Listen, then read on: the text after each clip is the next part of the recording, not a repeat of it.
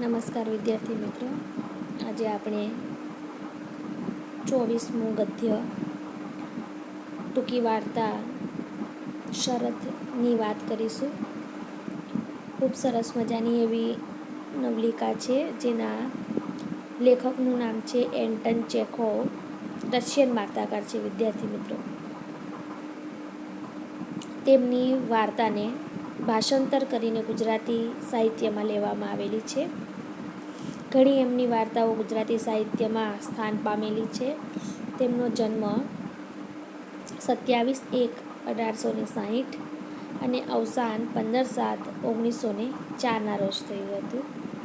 Anton પાવ્લોવિયા ચેખોવ રશિયાના ખ્યાતનામ વાર્તાકાર તેમજ નાટ્યકાર હતા.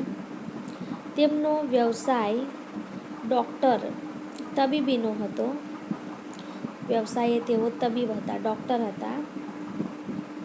તેઓ મોસ્કો સ્ટેટ મેડિકલ યુનિવર્સિટીમાંથી તબીબીની ઉપાધિ તેમને પ્રાપ્ત કરી હતી. તેમણે ડૉક્ટરની ડિગ્રી મોસ્કો સ્ટેટ મેડિકલ યુનિવર્સિટીમાંથી પ્રાપ્ત કરી હતી. માત્ર રશિયામાં જ નહીં વિદ્યાર્થી મિત્રો, પણ વિશ્વમાં તેમની વાર્તાઓ વાચકો ને વિવેચકો દ્વારા પુરસ્કૃત થઈ છે. રશિયાના આ આધુનિક વાર્તાકારને પુશ્કિન એવોર્ડ પ્રાપ્ત થયો હતો. ધ એરી ઓરિયાડ એમના વિશ્વવિખ્યાત નાટકો છે. વિદ્યાર્થી મિત્રો, ક્યારેક ટાઈમ મળે તો જોજો. યુટ્યુબ પર અવેલેબલ છે આ નાટકો. ખૂબ સરસ મજાના એવા નાટકો છે, જેને આપણે હૃદય કે અંતર આત્મા કહીએ છીએ. એને પોતાનો સ્વભાવ છે. મનુષ્યને જેમ જેમ જગતનો અનુભવ થાય છે, તેમ તેમ ધન, સત્તા, કીર્તિ, વાસના, અહંકાર એને વળગતા જાય છે. જેમ જેમ મનુષ્યને કે છે જગતનો અનુભવ થાય છે વિદ્યાર્થી મિત્રો, તેમ તેમ તેની પાસેથી ધન, સત્તા, કીર્તિ, વાસના, આ બધું અહંકાર, આ બધું એને પ્રાપ્ત થતું જાય છે. ને હૃદય એનો સ્વભાવ ગુમાવે છે. ઉત્તમ સત્યો એવું ઔષધ છે આ, જેનાથી હૃદય કે અંતરાત્માનું આપણું સ્વાભાવિક તેજ આપણને પાછું મળે છે. એન્ટન ચેખોવની આ જાણીતી વાર્તા છે. 20 લાખનું ઇનામ જેને મળવાનું છે એવો યુવાન વકીલ 15 વર્ષ જેલમાં રહ્યા પછી પુસ્તકો અને ગ્રંથોના સેવનથી અલૌકિક ભાવ જગતનો સ્વામી બને છે. 15 વર્ષ સુધી એ એક રૂમમાં પુરાયેલો રહે છે. 20 લાખના ઇનામ માટે શરત લાગેલી હોય છે કે પોતે એકલો રહીને બતાવશે, એક રૂમમાં પુરાઈને, ઉંમર કેદની જેમ. અને જ્યારે એ પુરાય છે ત્યારે પૈસાની શરત રાખવામાં આવેલી હોય છે, અને જેના કારણે એ ત્યાં રહે છે. પણ આ 15 વર્ષ દરમિયાન તે કેટલાક પુસ્તકો વાંચે છે, કેટલાક ગ્રંથો વાંચે છે, અને તેના સેવન કરવાથી, તેને વાંચવાથી તેને એક અલૌકિક જગત મળે છે, અને તેને જ્ઞાન મળે છે કે પૈસો તો જીવનમાં કાંઈ નથી વિદ્યાર્થી મિત્રો. આ ભાવ તેનામાં સ્થગિત થતા, આ ભાવ તેનામાં ઉત્પન્ન થતા, તે જ્યારે લૌકિક ધન લાલસા મળવાની હોય છે તેને ઠોકર મારી દે છે. અને એને ખબર પડે છે કે જીવન કેટલું મૂલ્યવાન છે. ધન દોલત આ બધું કંઈ નથી દુનિયામાં. ત્યારે તે પોતાના છૂટવાના સમય કરતાં થોડા સમય વહેલો ત્યાંથી ભાગી જાય છે અને શરતનો ભંગ કરે છે. તેને પુસ્તકોના વાંચન દ્વારા સમજાય છે કે જીવન કેટલું અમૂલ્ય છે, જેમાં ધનની કોઈ કિંમત નથી. સમજાતા જ તે જતો રહે છે. લેખકે અહીં કળાની સાથે જીવન મૂલ્યને પ્રગટ કર્યું છે. મૂળ વાર્તા ધ બેટનો શરત નામે અનુવાદ કરવામાં આવ્યો છે.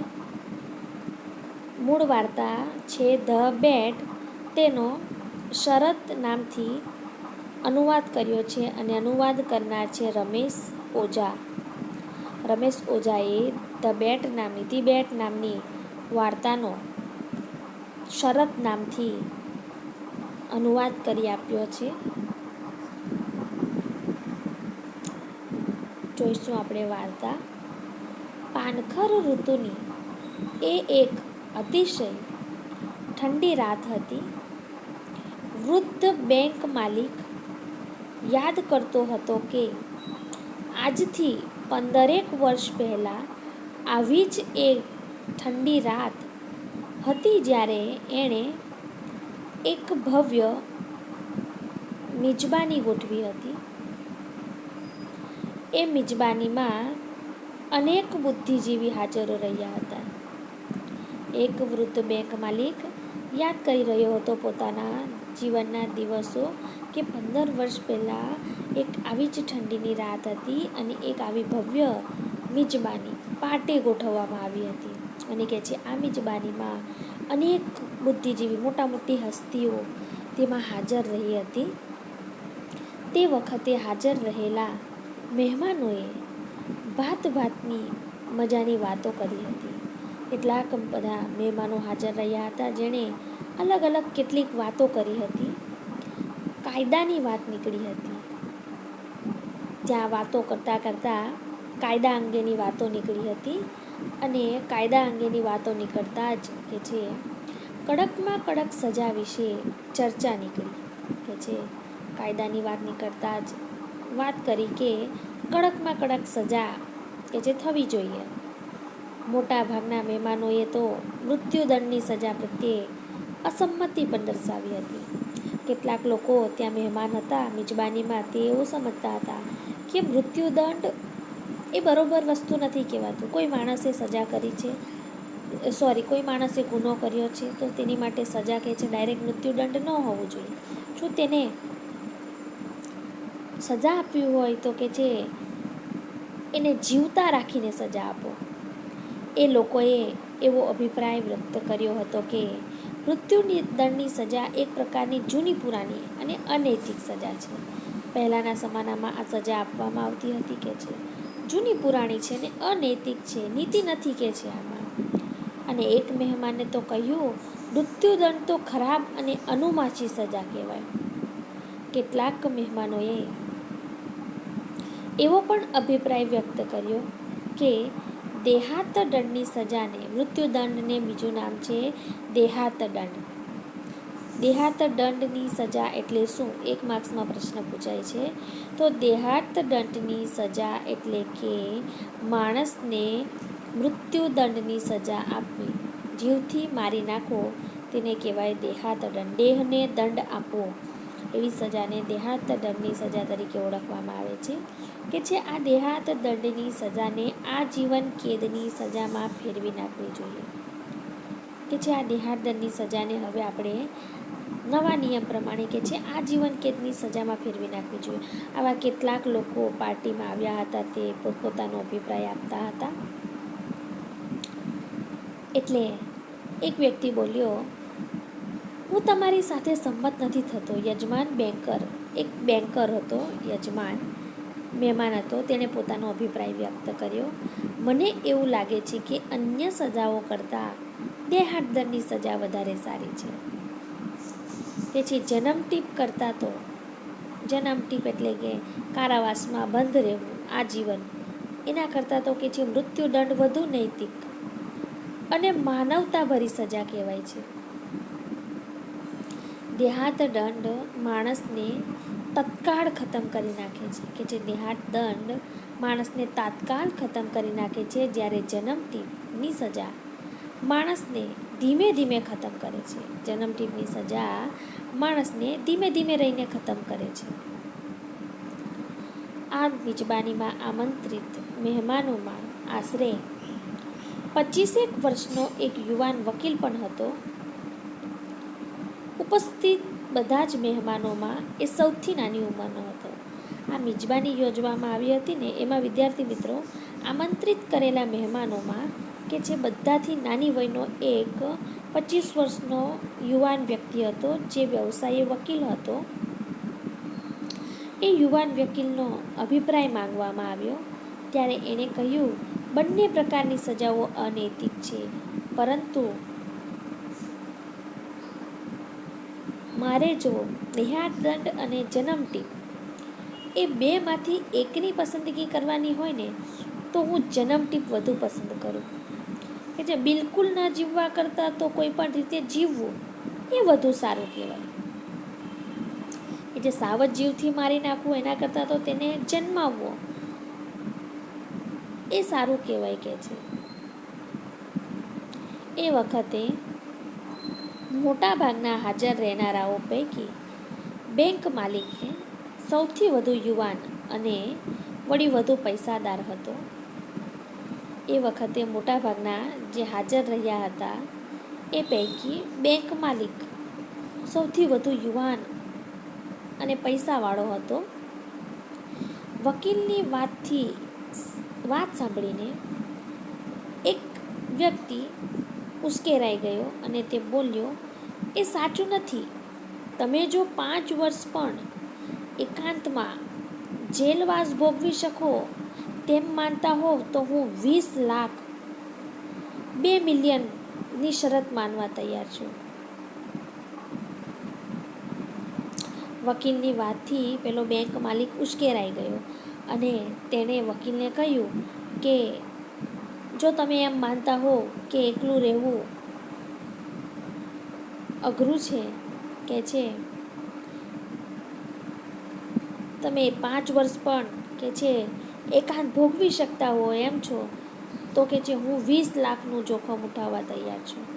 20 લાખ એટલે કે 2 મિલિયનની શરત મારવા માટે તૈયાર છું.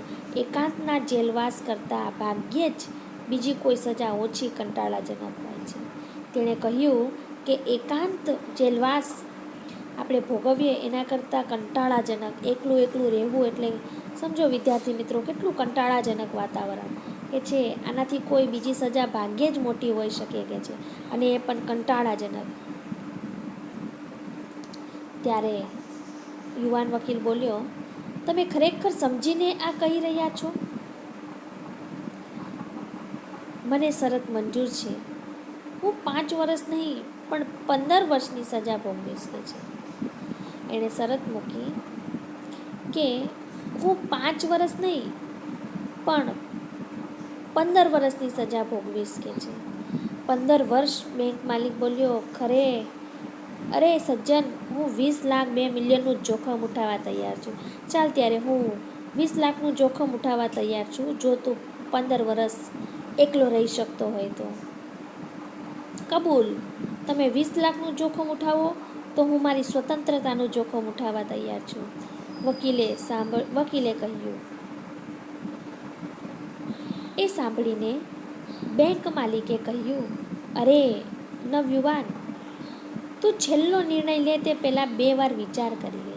બેંક માલિકે કહ્યું, જો તું એકલા રહેવાનો વિચાર તો કરે છે, પણ આ ખૂબ કંટાળાજનક છે કે છે.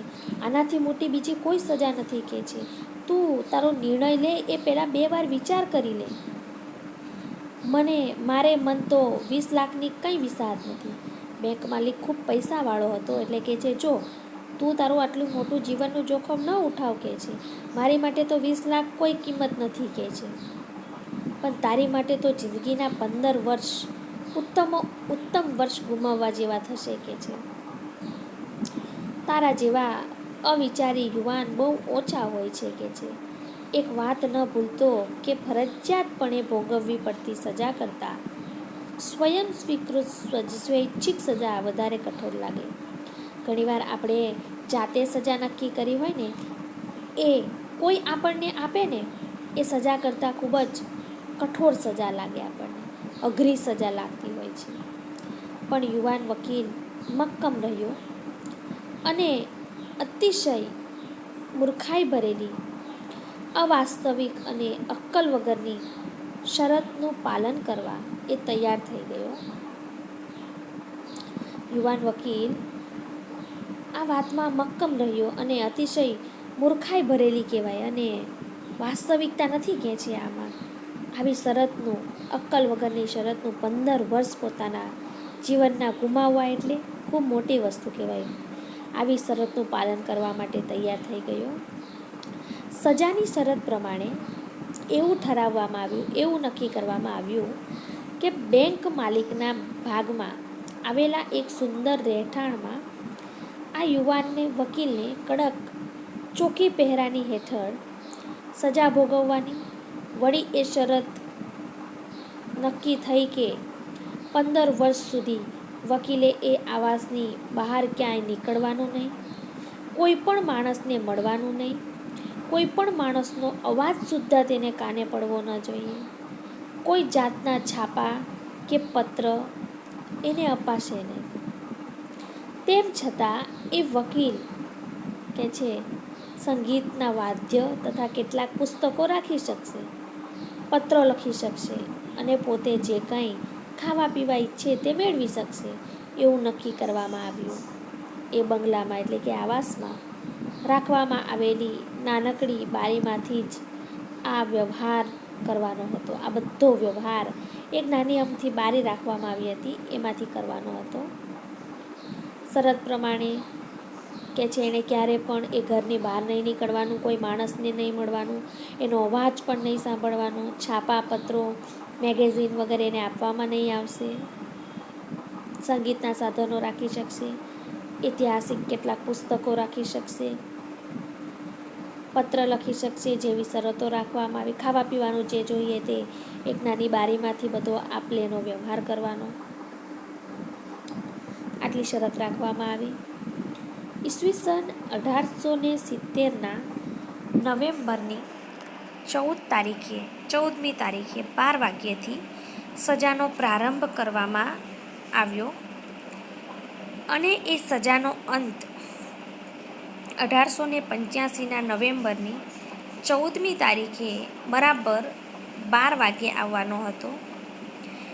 જે શરતો મૂકવામાં આવી હતી તેમાંની એક પણ શરતનો ભંગ થાય કે વકીલ કેદી એની જેલમાંથી 2 મિનિટ જેટલો પણ વહેલો બહાર નીકળી આવે તો બેંક માલિક તેને 20 લાખ એક પાઈ પણ 2 મિલિયન ચૂકવવા માટે બંધાયેલો ન હતો. શરત એવી હતી કે બરાબર 14મી તારીખે 12 વાગે જ બહાર આવવાનું. જો એક ક્ષણ પણ, એક સેકન્ડ પણ જો તે આમ તેમ થાય તો બેંક માલિક એને પૈસા આપશે નહીં. જેલવાસના પ્રથમ વર્ષ દરમિયાન વકીલ કેદીને એકલતા ઘણી સારી. નવું હતું, જેલમાં પુરાયેલું હતું, તે દરમિયાન તેને થોડીક એકલતા લાગી પહેલા વર્ષ દરમિયાન, પણ પછી તે ધીમે ધીમે વાંચન તરફ વળ્યો. એણે અનેક પ્રસિદ્ધ પ્રાચીન ગ્રંથો વાંચી નાખ્યા. ધીમે ધીમે તે વાંચન તરફ વળ્યો એટલે તેનું મન પછી તેમાં લાગવા માંડ્યું, પોરાવા માંડ્યું, એ જગ્યા તેને ગમવા માંડી. તે વાંચનમાં એટલો બધો ઊંડો ઉતરી ગયો કે પછી તેને એકલતા ન લાગી. થોડીક શરૂઆતમાં તેણે કેટલાક પ્રસિદ્ધ પ્રાચીન ગ્રંથો વાંચી નાખ્યા, સંગીતની મોજ માણી અને કલાકો સુધી લખ્યા કર્યું. એ રીતે 5 વર્ષ વીતી ગયા. 6થા વર્ષે કેદીએ જુદી જુદી ભાષાઓનો અભ્યાસ કર્યો. આમ લખવામાં, સંગીતની મોજમાં, પ્રાચીન ગ્રંથો વાંચવામાં એણે 5 વર્ષ વિતાવી દીધા. 5 વર્ષ એણે પ્રાચીન ગ્રંથોનું વાંચન કર્યું. પછી 6થા વર્ષે તેણે કેટલીક જુદી જુદી ભાષાઓનો અભ્યાસ કર્યો, બીજી કેટલીક ભાષાઓ તેણે વાંચી, તત્વજ્ઞાન અને ઇતિહાસનું પણ અધ્યયન કર્યું. એ પછીના 4 વર્ષ દરમિયાન એણે અંદાજે 600 જેટલા મોટા મોટા પુસ્તકો વાંચી કાઢ્યા.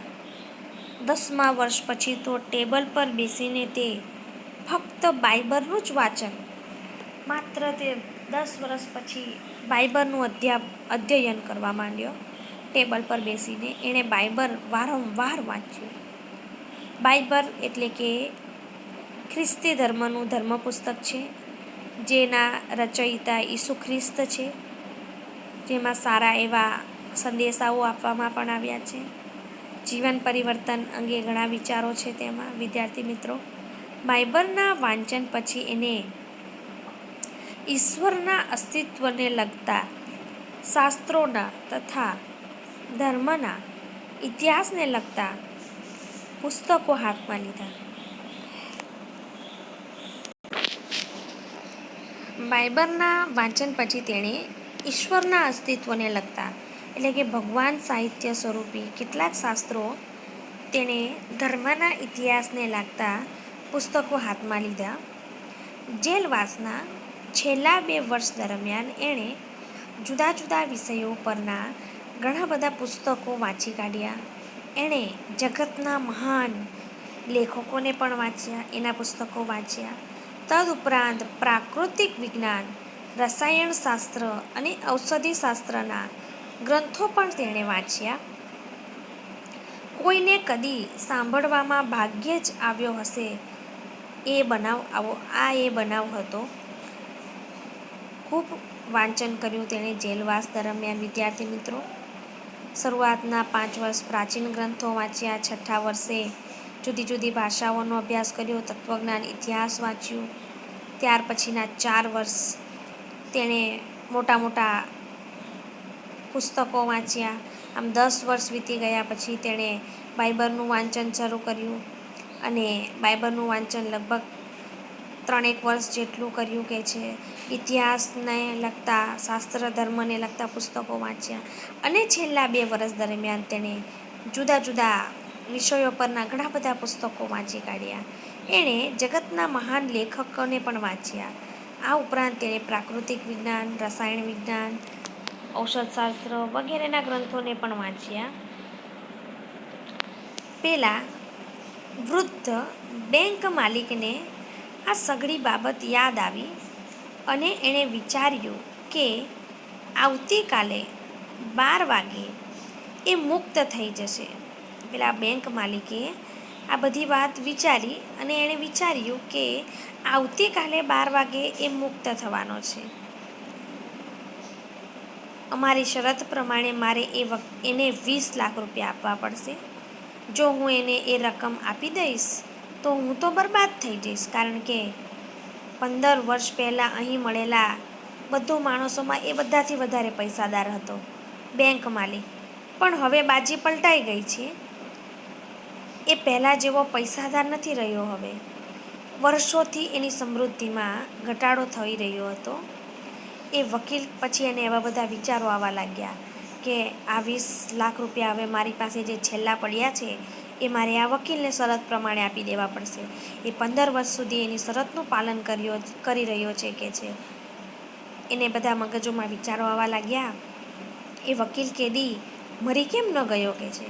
હવે એની ઉંમર 40 થઈ છે, 40ની થઈ છે. મારી પાસે બાકી રહેલી છેલ્લી પાઈ પણ કે છે એ લઈ જશે, પરણશે અને મજા કરશે, જ્યારે મારે એક ભિખારીની જેમ એની સામે ઈર્ષાથી જોતા રહેવું પડશે કે છે. ના, આ તો ભારે થઈ ગઈ. એનું મોત જ હવે માત્ર ઉપાય રહ્યો છે. પછી એના મગજમાં ન હોય તેવા વિચારો આવવા માંડ્યા કે છે હું તો હવે ગરીબ થઈ ગયો, મારી દિવસે દિવસે વ્યથા કે છે, મારી દશા કથળાતી ગઈ છે કે છે. મારી પાસે હવે પૈસા રહ્યા નથી અને છેલ્લા જે કંઈ પૈસા થોડાક છે એ પણ કે છે શરત પ્રમાણે આ વકીલ જ્યારે 15 વર્ષ પૂરા કરશે ત્યારે એને આપી દેવા પડશે કે છે. આ પૈસા લઈને એ જતો રહેશે, પરણશે, ખાઈ પીને મજા કરશે અને કે છે મારે એક ભિખારીના જેવું જીવન જીવવું પડશે, ઈર્ષાથી એના સામું જોઈ રહેવું પડશે. એને વિચાર આવ્યો આ તો ઘણું બધું થઈ ગયું કે છે. હવે માત્ર એને મારી નાખવું એ જ એક ઉપાય રહ્યો છે કે છે.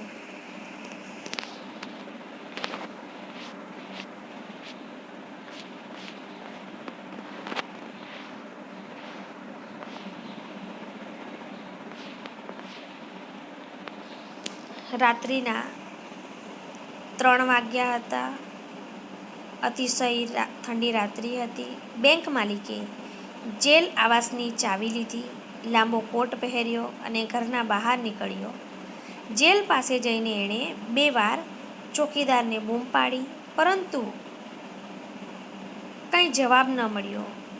હવામાનથી બચવા ચોકીદારે ક્યાંક આશ્રય સ્થાન શોધી લીધું હતું અને એ ક્યાંક જઈને ઊંઘી ગયો હતો.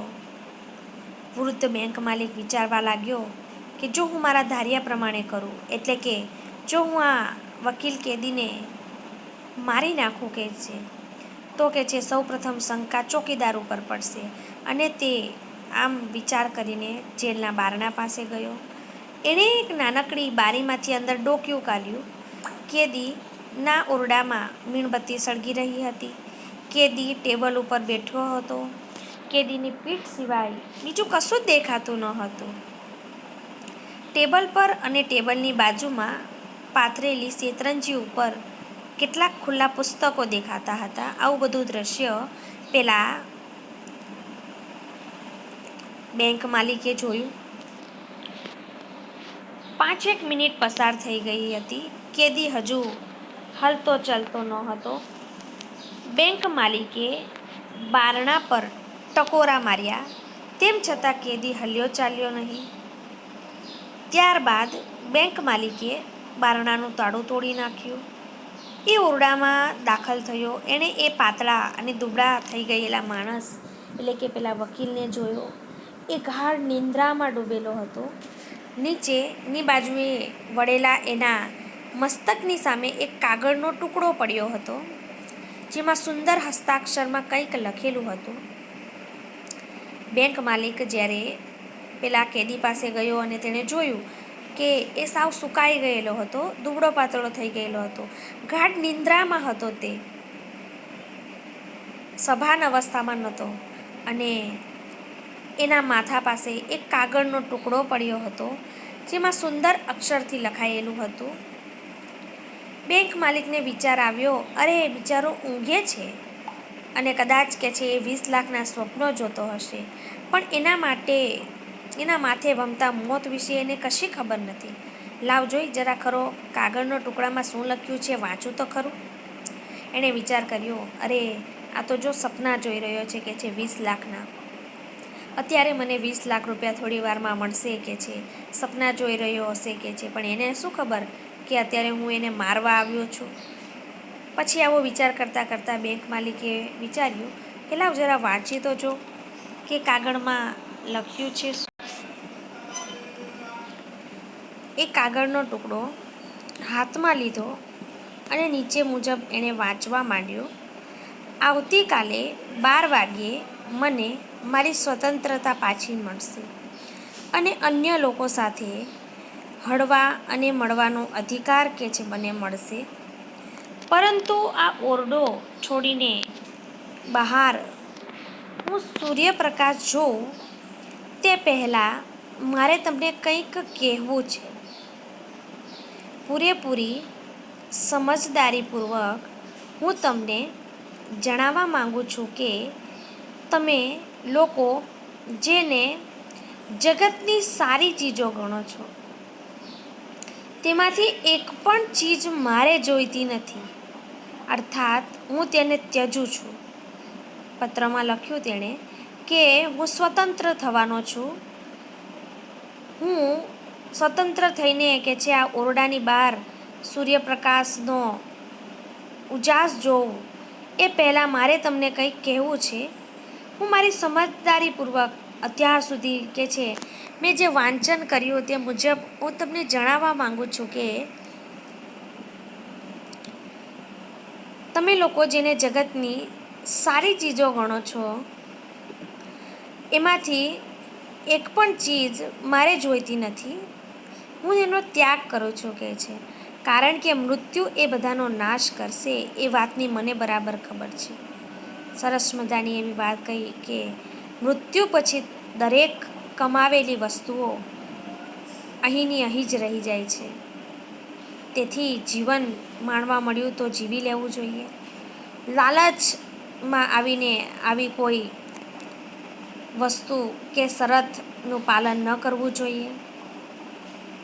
કે જે 15 વર્ષ સુધી મેં પાર્થિવ જીવનનો અભ્યાસ કર્યો છે, એ ખરું કે એ દરમિયાન મેં નથી માણસને જોયો કે નથી ભૂમિને જોઈ, પણ પુસ્તકો દ્વારા મેં ગીતો ગાયા છે, હરિયાળા જંગલો, ખેતરો, નદીઓ, સરોવરો અને નગરોને પણ જોયા છે. વળી મેં ચમત્કારો પણ સર્જ્યા છે, ધર્મનો ઉપદેશ પણ આપ્યો છે અને આખાને આખા સામ્રાજ્યો મેં જીતી લીધા છે, મેળવી લીધા છે.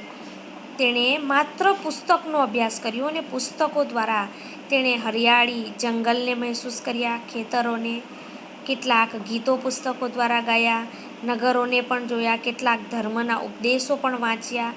જાણે આટલું જ કરવાથી તેણે આખું સામ્રાજ્ય જીતી લીધું હોય તેવો તેને અનુભવ થાય છે. તમારા પુસ્તકોએ પણ મને શાણપણ દીધું છે. તમારામાંના મોટા ભાગના માણસો કરતાં કે છે હું વધારે શાણો બન્યો છું. કે છે ને, પુસ્તકો આપણને શાણપણ આપે છે, સારી સલાહ આપે છે.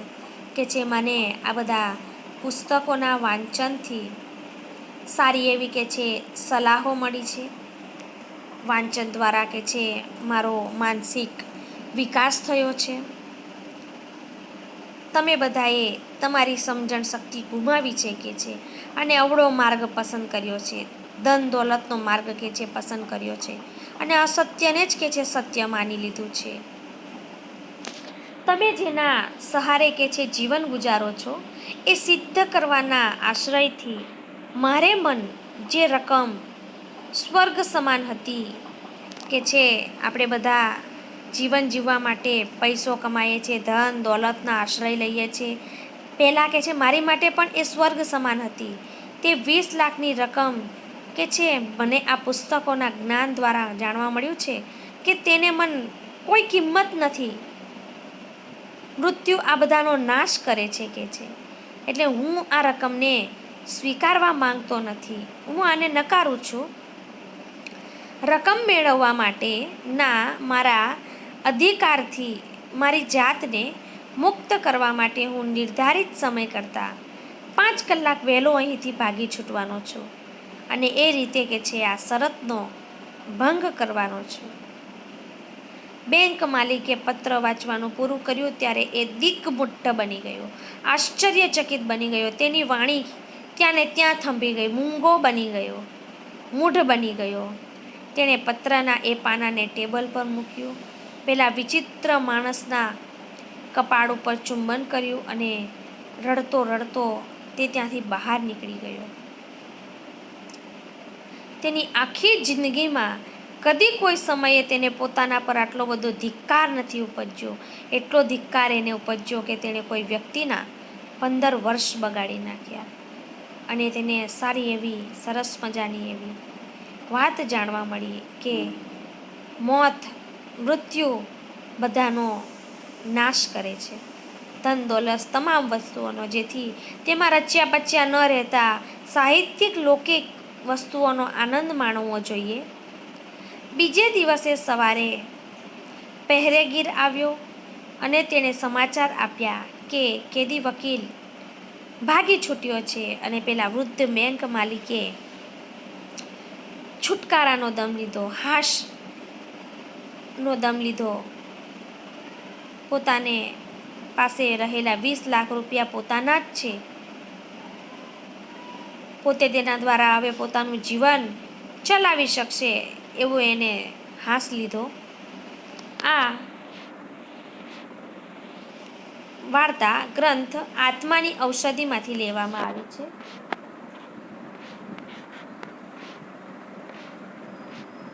તમારે વિદ્યાર્થી મિત્રો આમાં કયા કયા પ્રશ્ન પાકા કરવાના છે એ જણાવી દઉં તમને.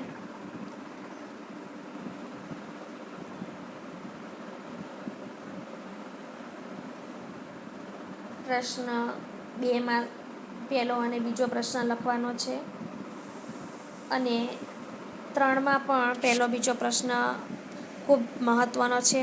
એટલે આ બંને વધારે ખાસ કરીને વૃદ્ધ બેંક માલિકનું ચરિત્ર ચિત્રણ પાકું કરજો.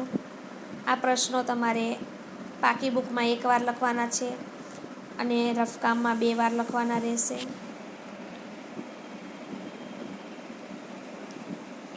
અસ્તુ.